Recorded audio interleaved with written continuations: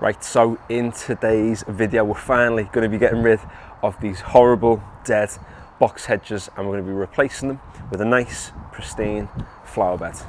When we first started this garden renovation around about 2.5-3 years ago, the aim was to actually have a row of box hedges on this side of the retaining wall and also on the other side as well. It was almost going to act like a bit of a border between the top tier and the bottom tier. However, as you can tell, they just never, took off. There's two reasons why I thought, two theories that I had as to why the box hedges didn't work.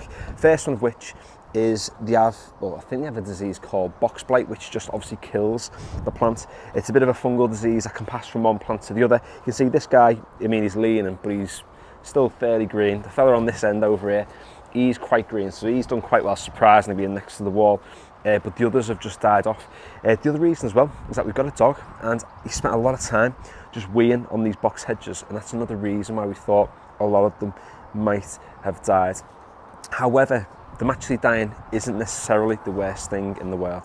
If you've been on this channel for a while, you'll know that grass is the thing that I'm most obsessed with in the garden, and it's the one thing that I spend a lot of time making sure that I get right. And I've been a little bit late to the game with a lot of the plant stuff, but you can see I've got some plants running along the edge here now, and in a way I'm almost glad the box hedges there died, because if they'd grown a little bit taller, then it would have cast more of a shadow across the actual lawn when the sun's out, because the sun passes over sort of this way, and obviously it just means more of the grass is going to be in the shade, and this lawn's in the shade for a lot of the day anyway, so reducing the shade time for the lawn is definitely a bit of a bonus as well. You'll see over here we've got some laurels and some other evergreen shrubs that we've put in to almost act as a bit of a barrier, like I've said, between the bottom tier and the top tier. However, with this space over here, we don't want to have anything too tall that's going to leave the lawn in shadow. But what we do want is to add a little bit of colour to the garden to make it a little bit more vibrant, rather than just having greens of the grass. And yeah, we've got a lot of bedding plants today we're going to put in. So first port of call will be to remove all of these horrible looking box hedges. We'll turn the soil, we'll get rid of some of the grass and root things that are knocking about as well, and then we'll get on with the plants.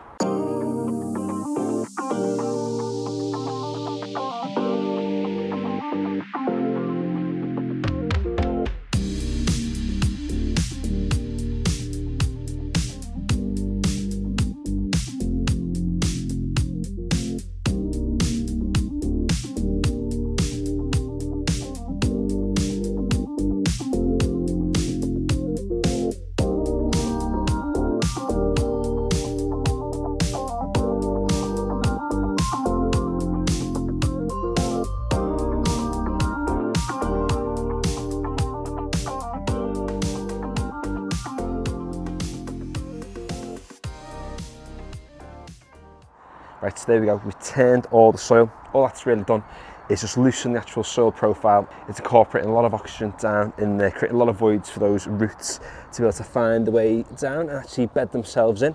What we are going to do though is incorporate quite a bit of compost into this space now, because as you can tell, there's quite a lot of clay here, because this house is built on a lot of clay soil, which obviously isn't the best grown medium, but we've sort of got to work with what we've got. We could replace all of this, but it'd take a lot of work. It'd cost a fair bit of money to actually get it out, get a skip, so on and so forth. And we're kind of doing this on the cheap today. All told, this project's going to cost us a total of £7. I'll explain more about that towards the end of the video.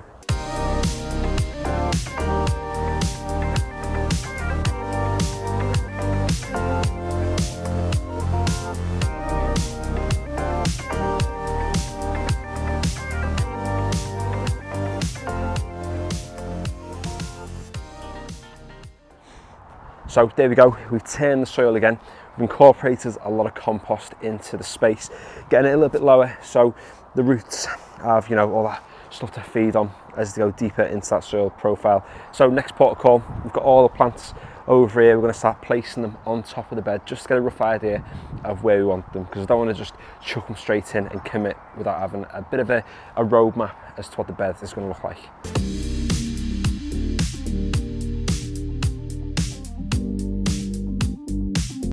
Now, in terms of how much this project cost, like I said earlier in the video, it cost around about £7 all told. Now, that isn't because I've done sort of like collaboration or teamed up with a company to provide any of the plants. Bought all the plants myself. Just used garden centre vouchers, which I guess when you get into your late 20s, that's kind of the thing that you get for your birthday.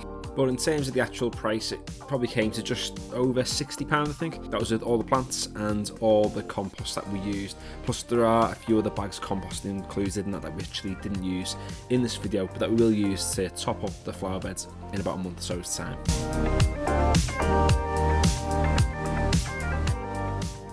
So there we go, the flower bed is complete, and I think you'll probably agree that it looks a million times better than what it did with those horrible dead box hedges in there.